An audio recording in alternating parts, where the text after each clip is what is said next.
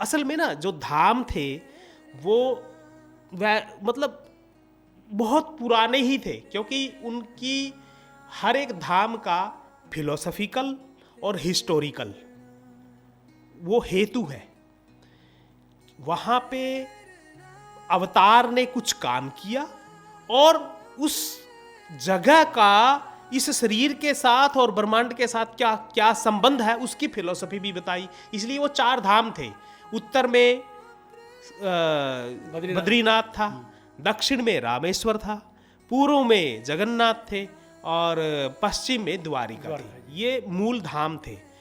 पर उन दिनों में ये धाम धूल धूसरित हो चुके थे, इनको कोई जानता पहले भी? हाँ, उस समय में पहले भी थे ये। अच्छा, ये पहले भी थे। उस समय में धूल धूसरित हो चुके थे। तब भगवान शंकराचार्य जी ने इनको पुनर्स्थापित किया। ऐसा पुराण में लिख दिया कि शंकर भगवान जब अवतार लेंगे शंकराचार्य के रूप में तो उसके 4 शिष्य अतिशय विद्वान होंगे। और वो 4 शिष्य, वो कोई न्याय शास्त्री था, कोई वेदांत का प्रखर विद्वान था, कोई हस्तामलक जैसा मतलब ये सांख्य का प्रखर विद्वान था, और कोई ऐसा था कि जो योगाचार्य था। उन सब को अपना शारीरक भाष्य देकर और उन सब को अपने साथ लेकर हस्तामलकंच शिष्यंतंत तोटकम वार्तिक कारमन्यानस्मद गुरु संततम आनतोस्मि, ये पूरी परंपरा, मतलब उस परंपरा को बताया और यूनिवर्सिटी स्थापित की।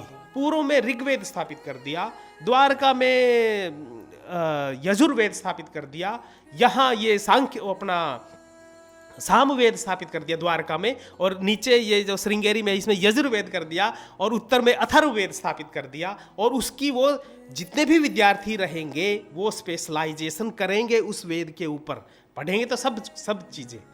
और हर एक शिष्य को ये नियम है कि वेद को कोई नहीं पढ़ सकता, परंतु भाष्य को पढ़ सकते हैं।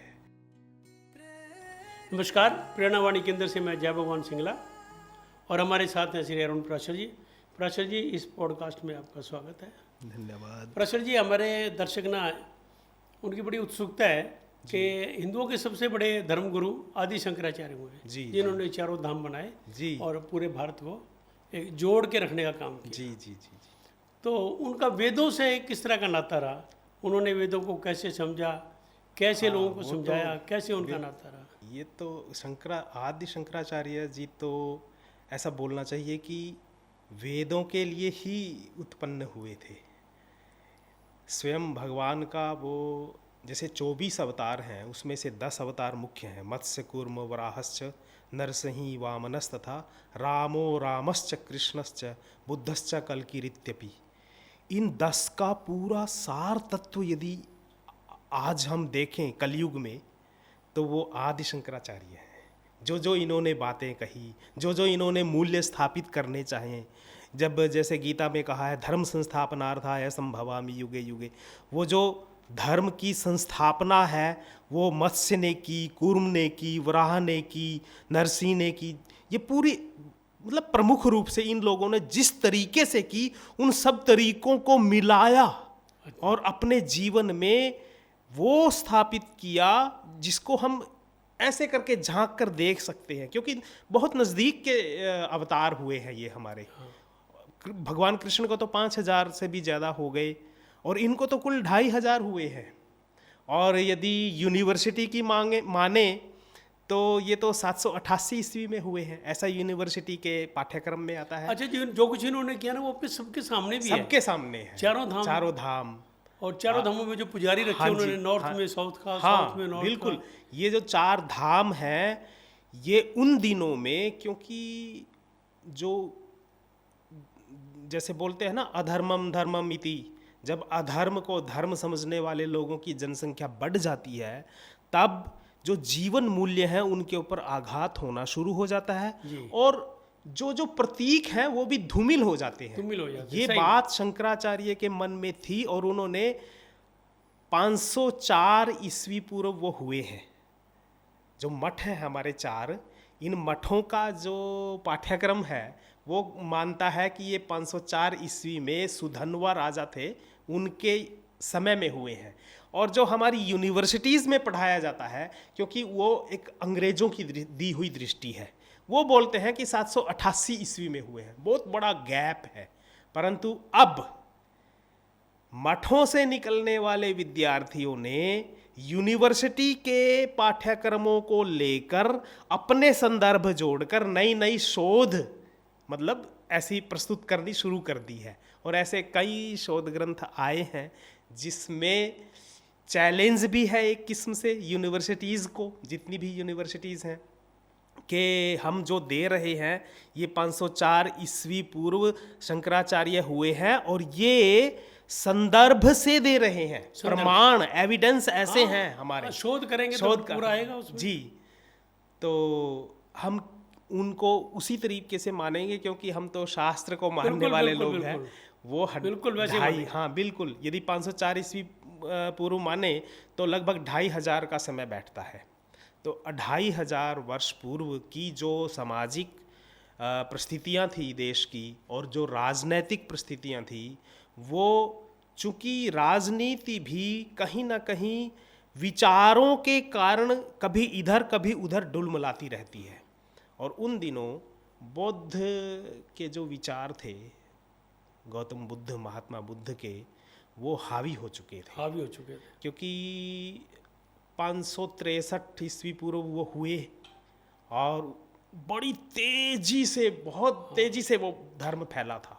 और कारण कहते हैं कि क्योंकि राजा का पुत्र था, हाँ, सभी राजाओं ने अपना लिया उनको, अपना लिया इसीलिए हो रहा है। अच्छा, एक और बात होती है डॉक्टर साहब कि जब मनुष्य को सुविधा देनी शुरू कर देते हैं तो वो हर चीज में, यदि उसका माइंड ऐसा हो गया ना कि सुविधा चाहिए, तो वो फिर धर्म में भी सुविधा चाहता है। और तपस्या है, त्याग है, उस मार्ग से हटके, इजी जो मार्ग है ना, हाँ जी, उसको अपनाना चाहता है, उसको अपनाना चाहिए। और ये हुआ बौद्ध धर्म में। बुद्ध देखो, बुद्ध तो दशावतारों में आते हैं। कल की रित्य बुद्धर कल की रित्यपि, ये श्लोक है। मतलब वो यदि 24 अवतार माने तो वो 23वां अवतार है, और यदि दशावतार माने तो वो 9वां अवतार है कल की, अपना ये बुद्ध। तो बुद्ध यदि अवतार है तो क्या फिर अलग से उसकी विचारधारा को जो उन्होंने स्थापित करनी चाहिए हम ना माने? शास्त्र बोलता है कि एक बार एक पॉडकास्ट में हम सोच रहे थे कि ये जो चतुर्युग है, ये 4,32,000 का कलयुग है, इससे दुगना फिर द्वापर, उससे दुगना फिर त्रेता युग, और उससे दुगना फिर सतयुग। तो ये टाइम के हिसाब से जो कलयुग है वो 2,500 बीत चुके थे, और 2,500 के बाद गौतम बुद्ध आते हैं। तो गौतम बुद्ध देखते हैं, वो क्यों आते हैं? क्योंकि जो कार्यकाल है वो स्पीडली चलना चाहिए, और एक परीक्षा भी भगवान ने लेनी थी कि कौन लोग ऐसे हैं जो वेद के दिए हुए मार्ग पर स्थिर रहेंगे और अपनी इस जीवन को और वैदिक विचारधारा को अपनाने की चुनौती मानेंगे उसको। तो इस बात को लेकर कहते हैं, शास्त्र में लिखा है ये भविष्य पुराण में, कि देवता सब विष्णु के पास गए कि अब ऐसा है, अब परीक्षा का समय आता है, क्योंकि संक्रमण काल चल रहा है और परीक्षाएं होनी चाहिए, समाज के, व्यक्ति के भी और समाज की भी। मतलब कि व्यक्ति से समुदाय बनता है, तो सामुदायिक रूप से भी परीक्षाएं होती हैं। तो ऐसे में भगवान विष्णु ने कहा कि ठीक है, मैं बुद्ध का लेता हूँ अवतार और मैं वेदों का विरोध करूँगा। तो कहते हैं कि वेद का विरोध भारतीय जो लोग हैं, सनातनी लोग, वो सहेंगे नहीं, भले ही वो अवतार के मुख से आया हो।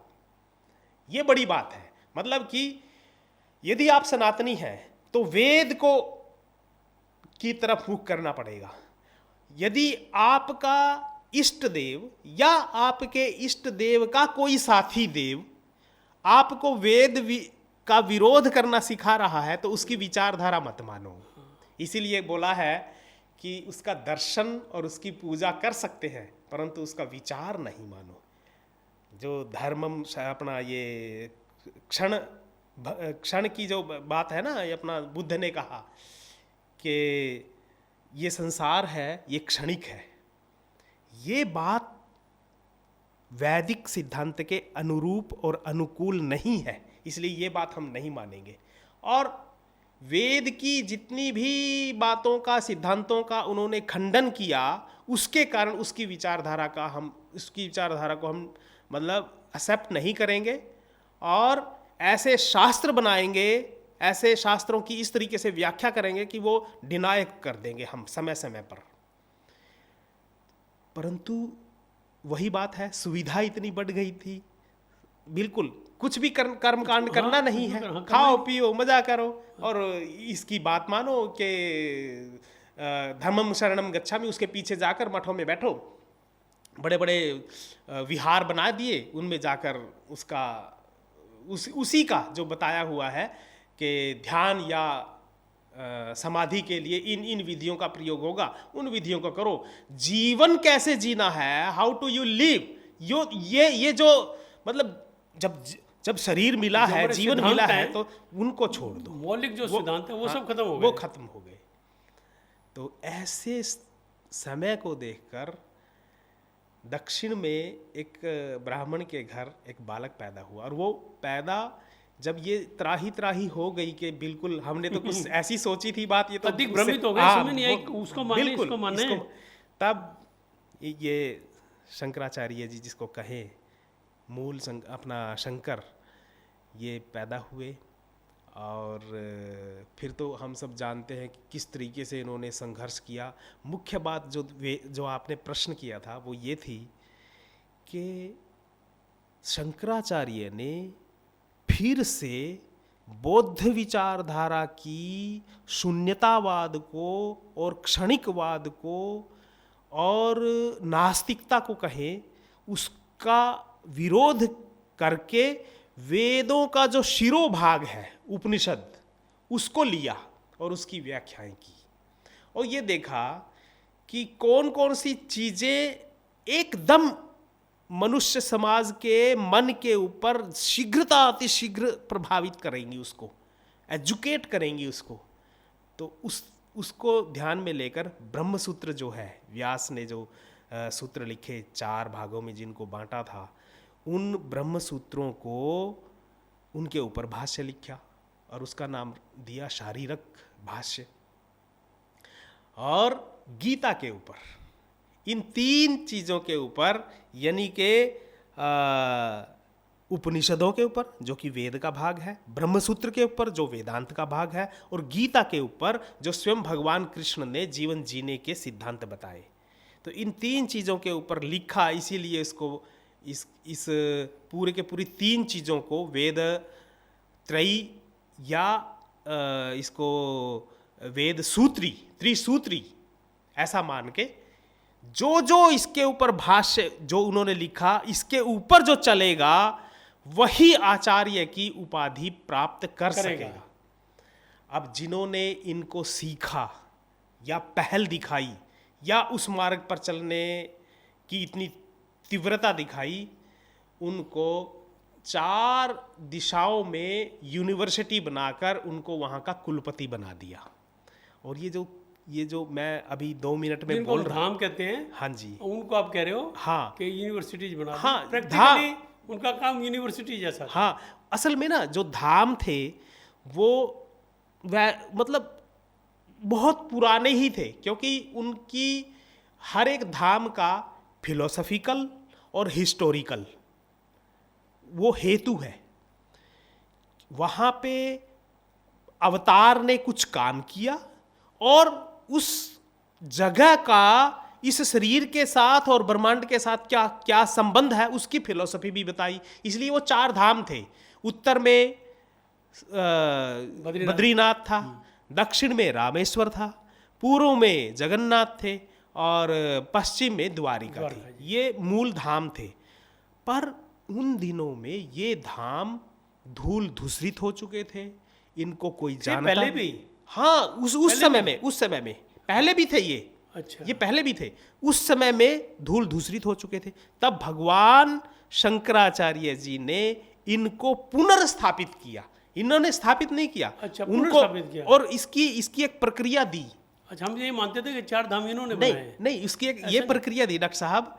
वहां पे धाम जब, क्योंकि धाम जो है वो सार्वजनिक रूप से पूरे समुदाय के लिए, जो आम आदमी है उसके लिए खुली किताब की तरह है।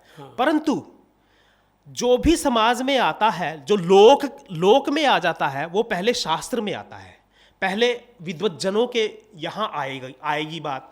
अभी आपके पास जो बात आएगी विद्वज्जनों के पास, फिर आप प्रचारित करोगे, फिर वो लोक में चली जाएगी, और जब लोक में बिल्कुल वो स्थिर हो जाएगी, फिर वो इतनी ऐसे रूप से फैलेगी, उसका कोई रुक नहीं सकती वो फिर तो अथाह अनटू द लास्ट वो विचार चला जाएगा। और उसमें अनटू द लास्ट जाने में बहुत सी दूसरी चीजें भी जुड़ जाती हैं फिर। खैर, ये जो धाम थे, इनको पुनर्स्थापित करने से पहले शंकराचार्य ने मठ बनाए, और वही मठ यूनिवर्सिटी है। पूर्व में जो आप बोल रहे हैं वेद की बात, उसका नाम ऋग्वैदिक पूर्व मठामनाए गोवर्धन मठ उसका नाम रखा, जो पूर्व में है उड़ीसा में जगन्नाथ में। और जो उत्तर में है उसका नाम, जो बद्री के बिल्कुल साथ में है 12-13 किलोमीटर वहाँ, क्योंकि शंकराचार्य जी को बहुत बड़ा ऐसा एरिया भी चाहिए था कि जो धाम के साथ लगता हो, कि जहाँ ज्योतिर्मठ बनाया, ऐसा एरिया चाहिए था जिसमें हजारों विद्यार्थी पढ़ते हों। तो बिल्कुल मठ के साथ तो ये हो नहीं सकता था, पहाड़ हैं जो उसमें बद्री के आश्रम के साथ साथ, इसलिए थोड़ा सा नीचे उन्होंने ऐसी भूमि देखी और वहाँ पर ज्योतिष मठ या ज्योतिर्मठ आमनाए, उत्तर आमनाए, और उसका नाम ज्योतिर्मठ रखा, और उसको दिया अथर्ववेद। और इधर जो द्वारिका है, क्योंकि ये प्लेन है, वो बिल्कुल उसके धाम के बिल्कुल साथ दीवार में दीवार रखकर ही मठ बना दिया, और उसका नाम रख दिया पश्चिम आमनाए। उसका शारदा नाम लगाओ या कली का नाम लगाओ, शारदा के नाम। हाँ जी। और जो रामेश्वर धाम था वो समुद्र के किनारे है। तो शंकराचार्य जी ने सोचा कि समुद्र की लहरें दूर तक आती हैं, विद्यार्थी यहाँ रहेंगे तो एक जैसा मौसम भी रहेगा, और साधना करते हुए गड़गड़ाहट से हो सकता है उनकी शांति भी भंग हो। इसलिए उन्होंने एक ऐसा चुना उन दिनों में जो इससे 50-60 तो नहीं, उससे भी ज़्यादा 100 किलोमीटर उत्तर की तरफ एक कर्नाटक में श्रृंगेरी नाम से, श्रृंगेरी मठ, हाँ, वो पहाड़ है छोटा सा, उसके ऊपर इतनी रम्य भूमि है, वो इतनी प्रकृति से लगी हुई है। सारे मठ देखे हैं। हाँ जी, सारे धाम में भी गया हूँ मैं जी, कई धाम में 3-3 बार भी होया। अच्छा जी, अच्छा। तो ये श्रृंगेरी मठ में फिर उन्होंने दक्षिण आमनाय नाम से मठ स्थापित किया। और मठ में एक खास बात ये होती है, हर मठ में एक पीठ है देवी की, और पीठ का मतलब ही है यूनिवर्सिटी। तो हर मठ अपने आप में एक यूनिवर्सिटी है। और वो हम गाते हैं ना कि पराशर, ये स्मृति ऐसी हो जाती है कई बार, सर्वस्य हमृति निष्ठमत्ता स्मृतिर्ज्ञानमोहनम च वेदश्च सर्वैश्च हमें वेद वेदांत कृत वेद वेदस्य चाहम कल्यादोद्विषः चान्ते लोकानुग्रह काम्या चतुर्भिः सह शिष्यस्तु शंकरो अवतरिष्यति।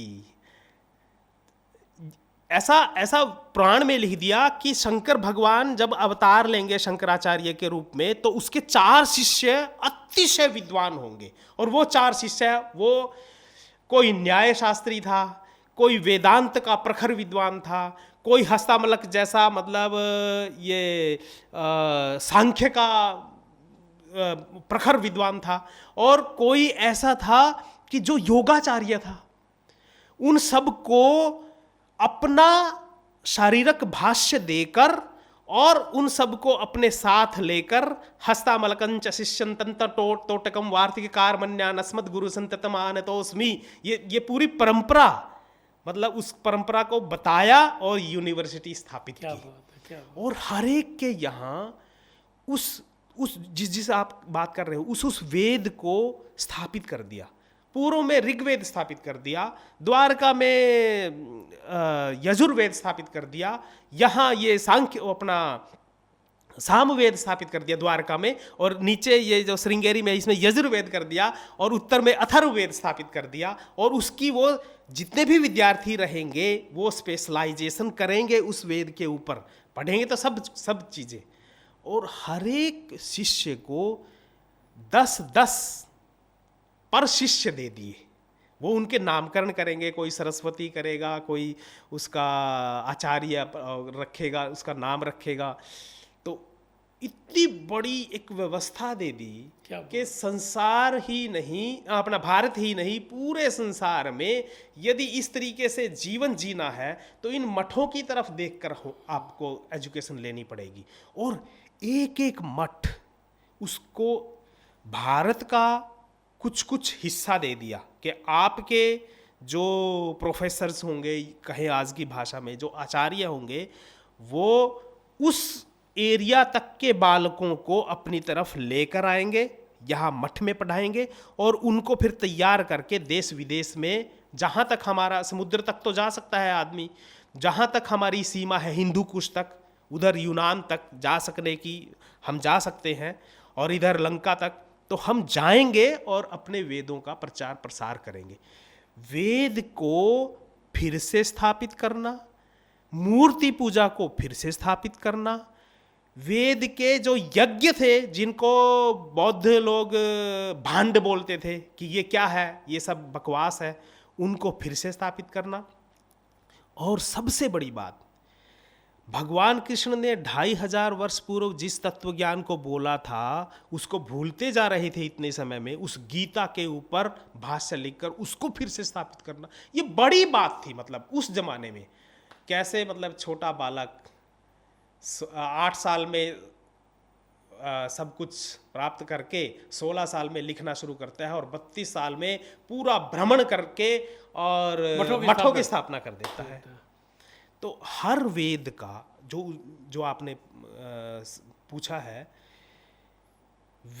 हर, चाहे वो गीता की टीका हो, चाहे वो शारीरिक मीमांसा हो, या फिर उपनिषदों के ऊपर भाष्य हो, हर भाष्य के हर चैप्टर पर वेद के 20-30 रेफरेंसेस भगवान शंकराचार्य ने 2-2, 3-3 पेज पर वेदों में से निकाल कर दिए हैं। इतना काम, मतलब कि डायरेक्ट वेदों में से ऋचाएं देकर उनके संदर्भ देना, ये किसी ने, कहते हैं ना भूतो न भविष्यति, किसी ने उसके बाद किया भी नहीं। उसके बाद बहुत से आचार्य हुए हैं, पूरी परंपरा है। और ऐसा बोलना चाहिए कि यदि हमें कोई बात समझनी है तो हम शंकराचार्य के भाष्य को खोलकर और फिर समझ सकते हैं। ये नियम है कि वेद को कोई नहीं पढ़ सकता, परंतु भाष्य को पढ़ सकते हैं। वेद का सिद्धांत, वेद जो नहीं समझते वो जान नहीं सकेगा, परंतु जिसने भाष्य को पढ़े वो वेद का सिद्धांत जान।